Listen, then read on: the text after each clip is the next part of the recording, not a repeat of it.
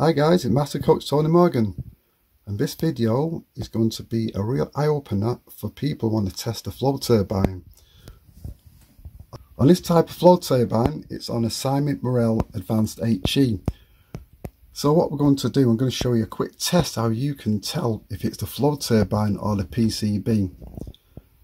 Now if you look here, this is my little test rig here. So what we're going to do is spin this white paddle there. It's going to spin that and to see if it shows up on the front of the boiler. Now if it does show up on the front of the boiler that it's got the flow turbine spinning, it means it is a flow turbine and not the PCB. So I'm going to show you my little example. So if you keep your eye on this screen here, also listen to the boiler. I'm going to do it for a split second because basically I don't want the boiler to fire up really. It's just going to respond to me spinning this paddle. So when I do that, flick it, you'll hear it and watch the screen. Watch and listen. There we go. That's the end of the test.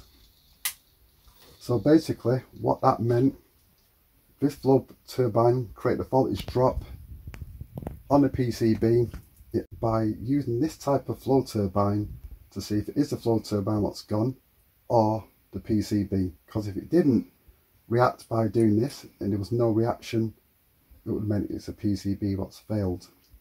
So that's how you carry out this quick test. So this type of flow turbine you'll see on a heat line, a glowworm, obviously this boiler is Simon, and you'll also see it on a Fiamme electric combi.